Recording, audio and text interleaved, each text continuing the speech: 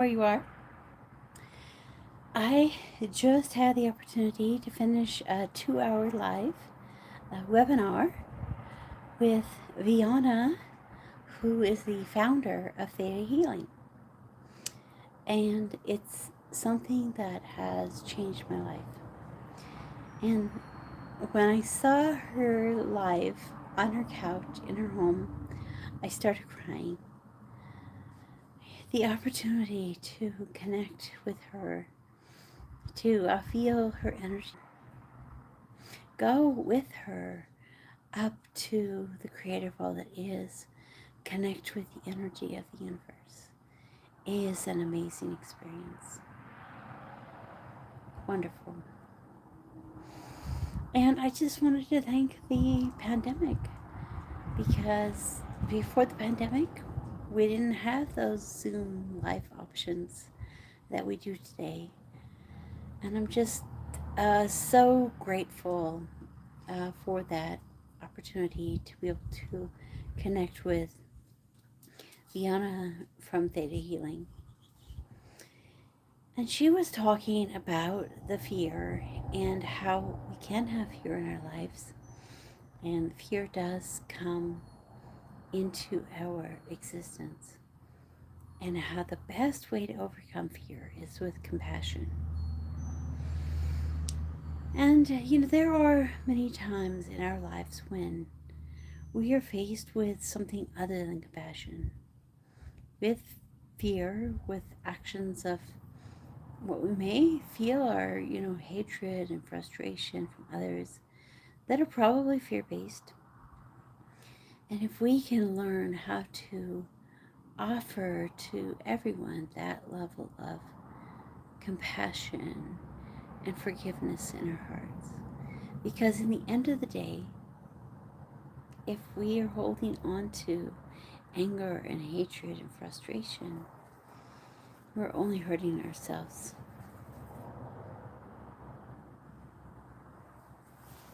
So I did want to just tell the little story of how I was introduced to Theta Healing. So Theta Healing is where we go into the energy of all that is, and while there, our brains are in a theta brain wave state. And so she talked a little bit about the different brain waves, and with this, really being able to connect with that theta brain wave state and to visualize what is being done for us. Truly an amazing process. A couple of years ago, I was in the kitchen doing some dishes, and I was listening to one of my favorite tarot readers, and she was talking about Theta Healing, and she did a demonstration, and she took us through the process of going up through the universe into the place of all that is, the creator of all that is, the beautiful white light, and bringing the energy of unconditional love into every cell of our bodies.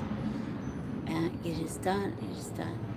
And as we did that, within 5 minutes of finishing that, my son got up, walked over to me, gave me a hug, and said, "I love you, Mom," just out of the blue. And at that moment, I knew, that when we are filled with love, others respond to that love. They feel that love, and they bring it back to us. And so, no matter where we are or what we're doing, to try to learn how to find compassion for those around us, even when we are given pain. And so right afterwards, I was asking all that is, what message would you like to give me? And I looked at my tarot deck for Hexa, and the card that came out is this Five of Air. And it's a very interesting story. I want to read it for you. It's a cautionary tale, and it kind of helps. Basically, this is happening to me right now. Somebody who I really thought was a close friend is not acting in a friendship style right now, and there's pain involved with that. And in my last video, which you can go watch, I talked about ways that I receive pain from my mother. And even though you can see, there's some sharp things here, even though we receive that pain, I'm learning how to love in our hearts no matter what.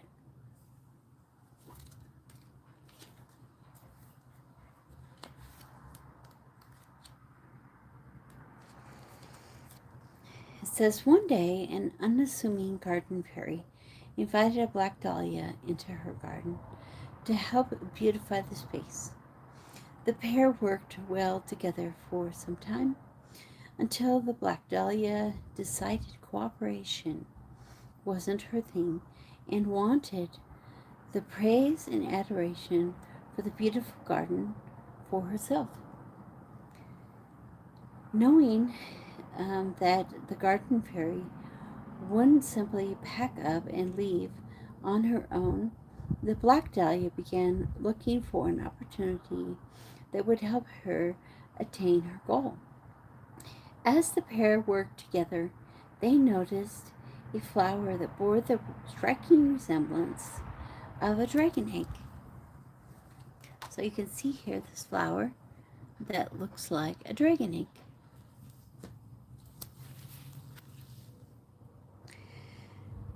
Just then,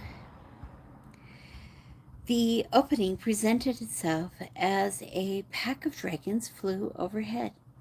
The black dahlia pointed at her friend and called out, "She stole your egg!" And with that, the dragon, seeing pop up to let them know she was horribly mistaken. It was just another flower, because they came over to check.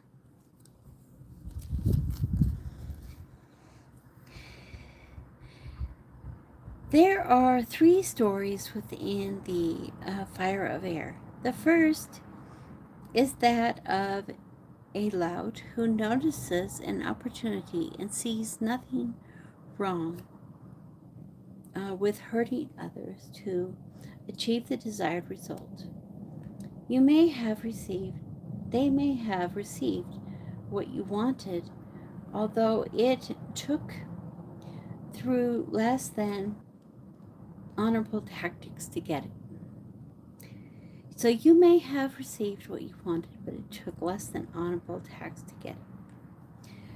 Leaving your reputation damaged in the end is a hollow victory that will make future success more difficult. The second, who through being complicit gained some benefit from another's dishonorable act.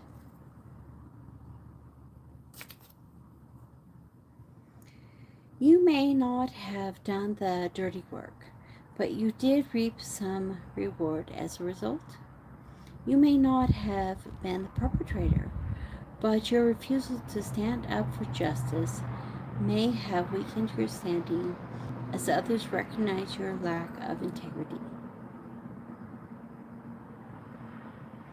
The final position is that of the victim.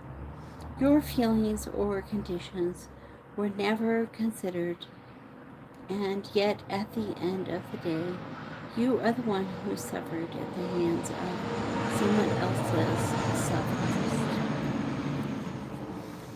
When the Five of Air is present, scrutinize your role in the situation. What was your contribution? Is your focus on success so narrow that you inadvertently hurt those around you? However, there are times that we need to be selfish. We need to look out for our interests first. If you are in an abusive situation, you may need to use some trickery or sacrifice a small amount of integrity to break free. So I think that in a situation, most people feel that they're the ones who need to do a little trickery to break free of an abusive situation. And then the other person probably feels the same way, and the other person probably feels the same way.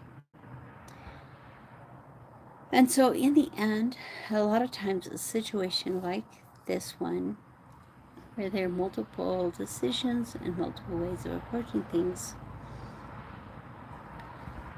learning to address everything with as much compassion and knowing that you spoke the truth with honesty, that you kept your vulnerability in the forefront, is the most important.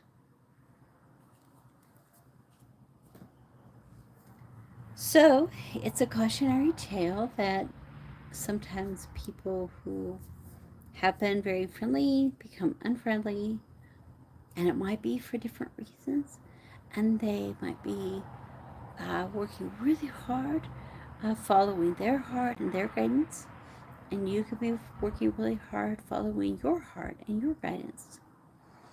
And in the end, hopefully we'll all learn the lesson of compassion and kindness and love.